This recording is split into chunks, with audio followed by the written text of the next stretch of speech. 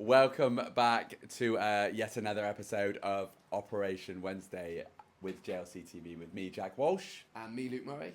And today we're going to be going into the operations. It's been an interesting one, actually, Luke. Yes. Over the last week.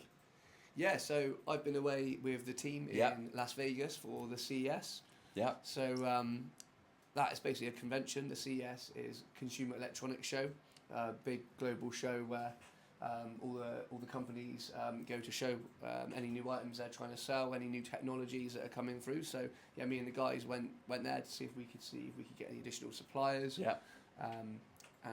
Sort of further what we're doing for the business, really. And did you manage to find any? The big question. There was a few little niche areas we looked at, but so for example, with our keyboard layouts, we really want some UK layout keyboards. Yeah. Where a lot of ours at the moment are US layout.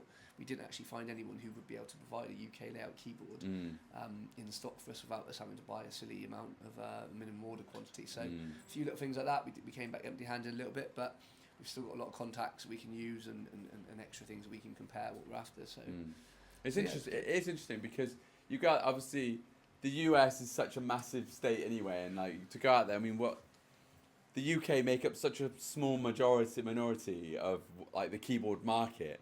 We do get humbled ever so slightly when you go out to these and you're like, oh yeah, we all need is UK keyboard. It's like, and it's such a, there's only like a few keys. Yeah. It's like the pound, isn't it? That, Or the dollar, or the at. Yeah, it's a bit more. So minuscule. I felt like when we were making keyboards, if we had just all been unified in, all right, just so we know, everyone that speaks English, we're going to do it this way. Yeah. Do you know what I mean? That's all we needed to do.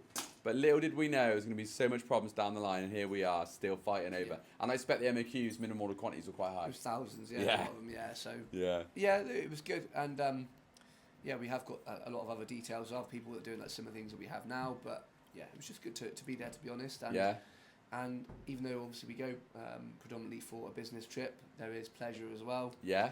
And leisure, and like the team building, and obviously everyone in like heads of department, sales going. Yeah. It's just a really good social as well. Yeah. Well, we can hear it ever so slightly in the voice. Yeah, this is the best my voice has been in about 3 days. So it's this is a win. You just couldn't believe all the products you were seeing, right? Like, oh my god! Yeah, and then you lost the voice. I was just shouting. I was like, Barry, look at all those. Yeah. Products. The great products. Too much shouting about products, and my voice is kind of. Yeah.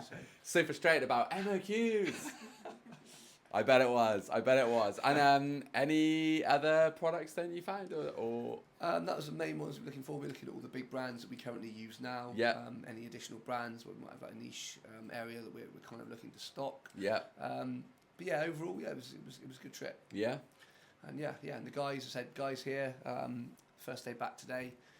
It's good as ops director to come back and have the meetings with like all the team members and just know that everything's ran smoothly since we gone. So. Good. That's really reassuring to know. Yeah, that's good. And I mean, look, I stayed back. With sales, so I was looking after the guys upstairs. So I mean, nothing to report, to be honest. It all ran pretty smoothly. I was actually out of the office myself yesterday. I went to a partner. We ran their sales kickoff. We supported them on their sales kickoff, and we had like a few people sick as well. So out yesterday. So we were bare minimum yesterday. So. We got through though, and we've actually had like in the warehouse as well. They've managed to keep the ball rolling as well with orders. Yeah. Pretty, I mean, touch wood. There's been no issues.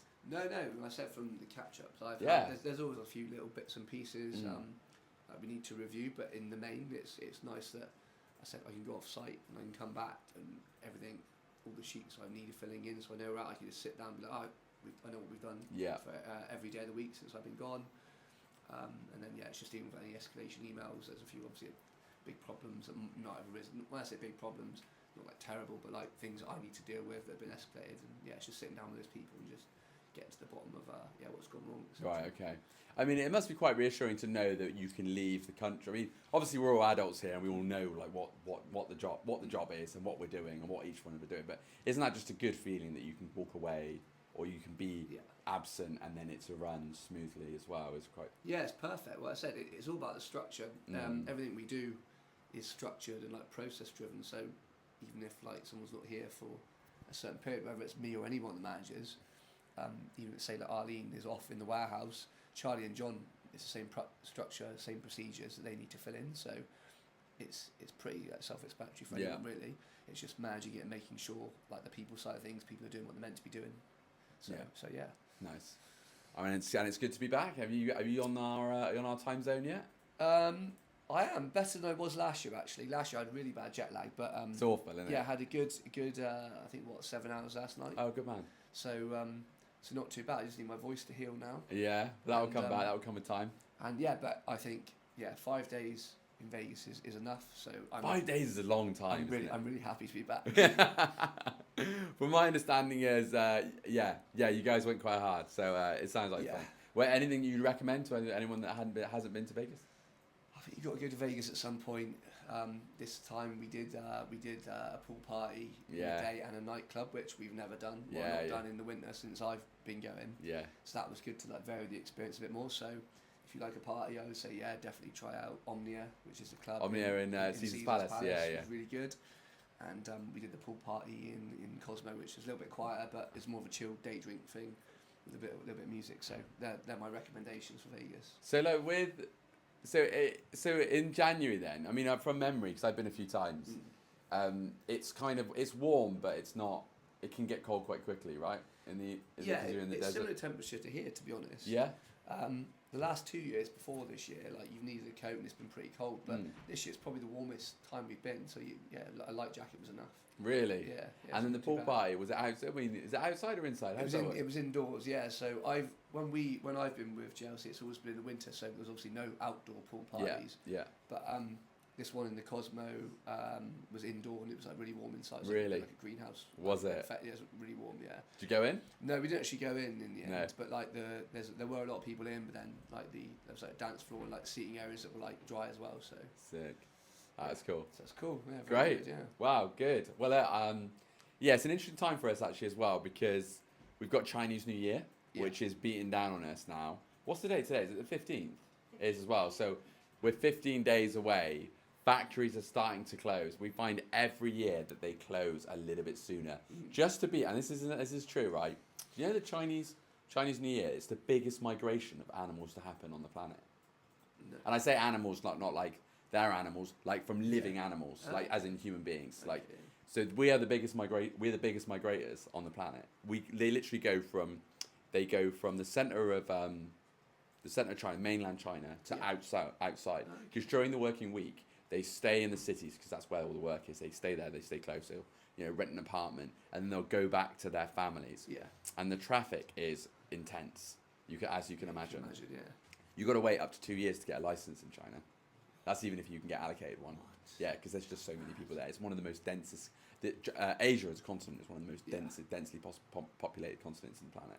And like you can see them migrate. You can see them leaving from space. It is insane. So every year we find that factories close just that little bit sooner. Yeah. Back in the day, when like early on, they used to close like literally. They used to work right up until the end. But now factories are stuck because otherwise their staff would be stuck in traffic for like 2 or 3 days. Yeah. Literally 2 or 3 days in traffic. Can you imagine that? That's mad. It's not even worth it. No, exactly. I wouldn't even do it. Get a head start. Leave early. So that's what they're doing now. So it does affect us, but luckily we've got things in place. This isn't our first rodeo. We've got stock coming in. We had a big delivery today. We want to make sure all of our partners are not feeling this as well, because I guess that's one of like the key areas of like aligning with a distributor and a partner, a supplier. So they don't want to have to worry about that. That's our worry. We basically absorb that worry. Yeah. Getting the right stock in. Although it's, if everyone had a crystal ball, obviously, for us to know what to order in, it's kind of like a bit hit and miss. We can kind of gauge the market, but someone could come in with like an ad hoc order. Yeah. So it could always happen. But the thing is, the main thing for us is we communicate to our customers that we order based off sales trends, so that's the only thing you can do really. And then any ad hoc order, you can't really odds it if no one's ordered it yet, and then someone orders a load of it, then you just have to make sure we're communicating with the customers, because even if we have to kind of say, right, there's the lead time's a little bit longer, I think as long as we communicate, then customers appreciate that. Yeah, definitely. And like we're all in the same boat as well, because if it's not us, then it's another supplier as well that's also feeling it. Certainly if it's a rogue order, but we've got that going on right now. Obviously December was good. We've got the lead up for budget year end, which is end of March, infamous budget spend. So that's notoriously busy. So it's about to be the calm before the storm, I suspect, just due to Chinese New Year, but we're going to hit the ground running. So it's an exciting time ahead. So I reckon this time next week we should have a lot to talk about. Good, I suspect, anyway, and hopefully your voice is back. Yeah. Hopefully. Cool. All right, well, until then, we're going to be on Friday, I think. Yeah, Friday. We'll be doing the live, but hopefully your voice is all right by then. Yeah, Yeah. I'm sure it will be. All right, guys, well, until then, thank you so much. We'll see you on Friday. Have a good day.